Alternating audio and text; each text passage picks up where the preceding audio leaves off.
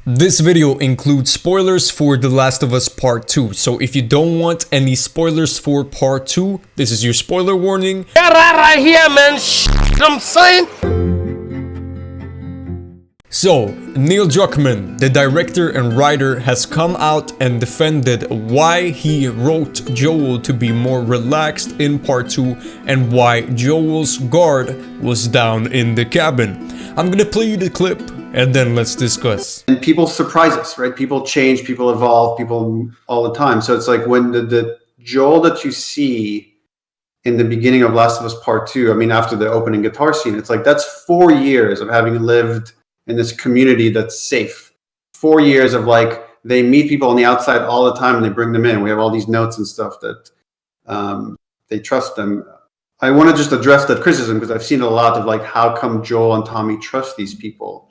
And it's like, it's not an ambush. They're not walking into an ambush. And actually, Troy and I had a lot of conversations about how do they size them up. And actually, they don't want to stay there. They want to lead them back to Jackson because Jackson is safe. Yeah. And actually, what Joel is doing there is like he's sizing everybody up except for Abby because he believes that this girl that he just saved, that's the same age as Ellie, is safe. That wouldn't be the threat. The threat wouldn't come from there. So that's what catches him off guard. But also, again, it's the fact that these guys are not hunters. Like Joel's looking for hunters. These are regular people, just like the people that live in Jackson. And Joel has become a regular person that lives in Jackson as well. So before I share my thoughts, if you can't handle other people's opinion, just click away from this video, please. You can have your opinion and I can have mine. Alright, so I can understand and get behind that Jackson's been under peace, so Jackson Joel is a different person than QC Joel that we saw in Part 1. But this was still built up poorly in-game in my opinion.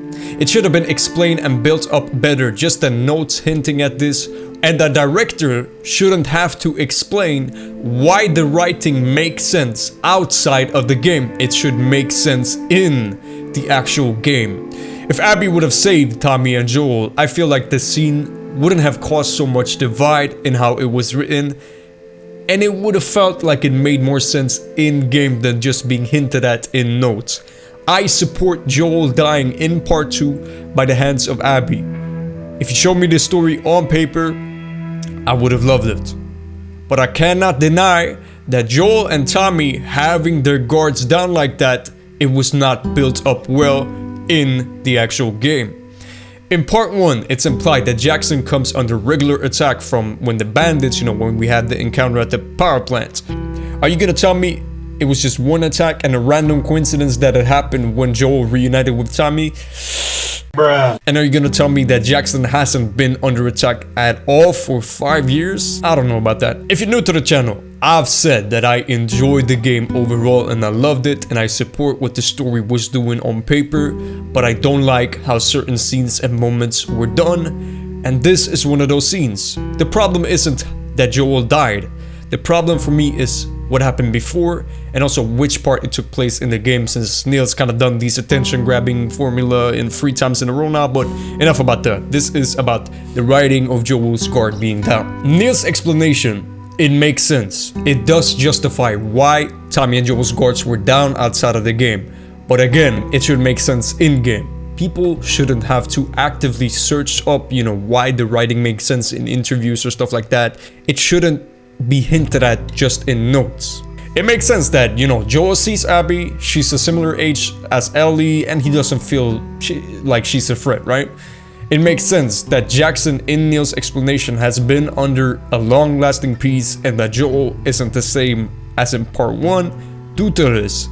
It makes sense that even the night before, holy shit, the feels, that the night before Ellie told Joel she's gonna try to forgive him, and that could lead to Joel having his guard down the day after, since he's in a feel-good moment, he's in a, yeah, you see what I'm saying? But Tommy though, there wasn't really a direct explanation, and I don't think the attack that happened in Jackson in Part 1 was a random coincidence that it happened when Joel was there. Tommy's reaction, even in Part 1, when that attack happened, he's like, oh, another regular smuggler. So saying that Jackson hasn't been under attack since then. Bruh. And before Neil defended his writing and gave this explanation, before that, people were already making up their headcanon that this is the reason why Joel's guard wasn't the same as in part 1, that he's been living under peace and stuff like that. If you need to make up your own headcanon to justify how the scene was written, then it isn't done well in my opinion. We do now have a canon explanation, you could say, but it's outside of the game. How many people that play part 2 are gonna find interviews and look up podcasts where Neil explains and justifies the writing of that scene? If you're thinking to yourself right now, you know, fuck those people, I don't care about them, you know what I'm saying? Yeah, that kind of reflects on the person you are. Me, I would want as many people as possible to enjoy part 2 and have an enjoyable experience like I did. I want as many people to understand why Joel and Tommy's guards were down in game, but it wasn't really built up well in the actual game. Sure, a story shouldn't have to be in your face, you know what I'm saying? You should be able to think by yourself, like this isn't a kid's game, you know, the plot doesn't have to be up all in your face and stuff like that. You should be able to figure out stuff by yourself. But in a scene like this, there needs to be some justification as to why the characters act differently the way they were built up in part 1, in my opinion. And many others as well. That's why we have all this outrage. Most people aren't mad that they killed off Joel. Most people are mad in how they killed off Joel because the way Joel and Tommy acted before this scene. You could have had Abby saving them, and it wouldn't make sense why the guards were a little bit down. And it does make sense, Neil's explanation outside of the game, but it wasn't built up well in game. It should have been built up outside of just hinted at in some notes. But that is my opinion.